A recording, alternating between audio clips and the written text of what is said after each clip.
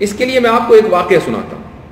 سعد بن ابی وقاص رضی اللہ عنہ مکہ تشریف لے گئے اور وہاں بیمار پڑ گئے. نبی کریم صلی اللہ علیہ وسلم کے زمانے کی بات ہے, اور بہت بیمار ہوئے. ان کو لگا کہ شاید میرا آخری وقت آ گیا ہے.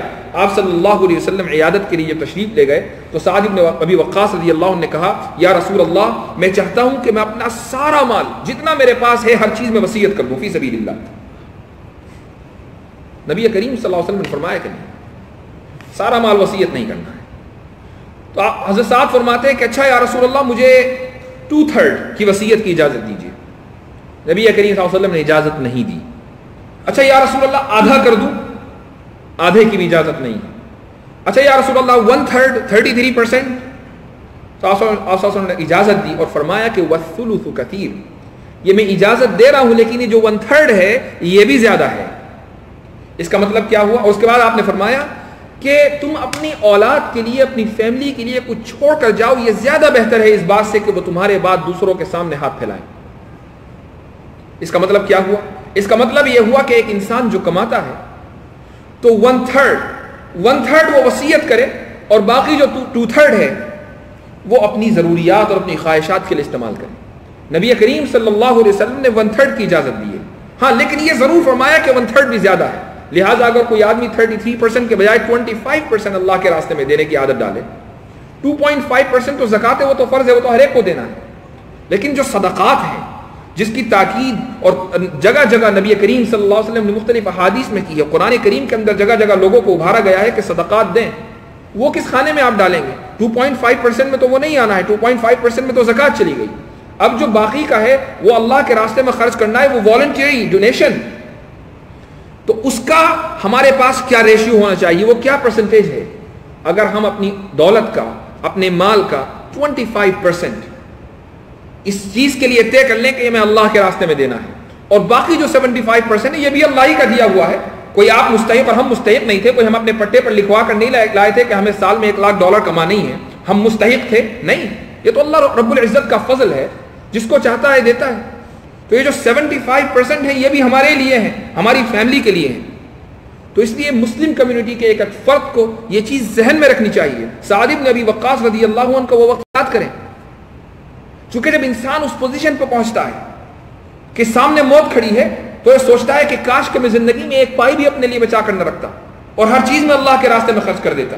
چونکہ اس وقت اس کو محسوس ہوتی ہے اس کی ضرورت, اس وقت وہ چاہتا ہے کہ میں اپنی کرنسی کو جو دنیا میں استعمال کر رہا تھا کنورٹ کر دوں آخرت کی کرنسی سے, چونکہ آخرت میں تو یہ ڈالرز اور پاؤنڈز چلنے والے نہیں ہیں, وہاں تو اعمال کی کرنسی چلے گی.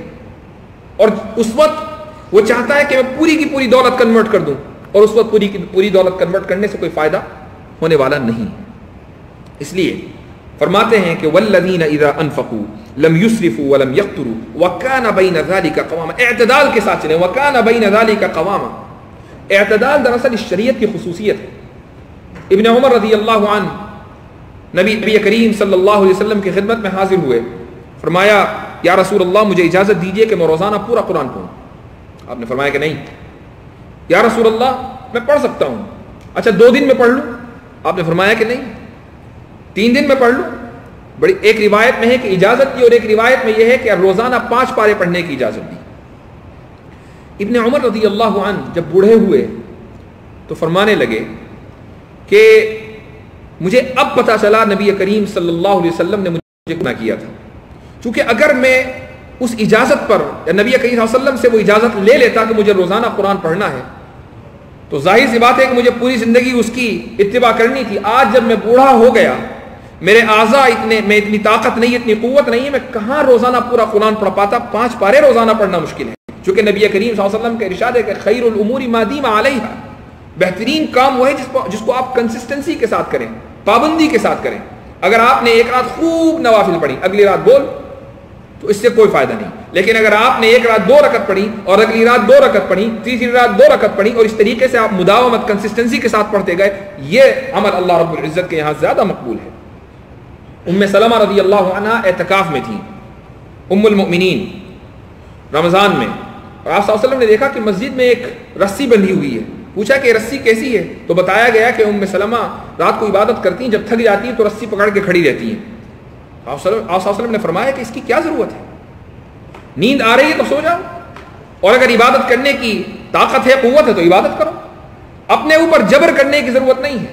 اسی کو فرمایا وَكَانَ بَيْنَ ذَلِكَ قَوَامًا، اعتدال اختیار کرو ہر چیز میں۔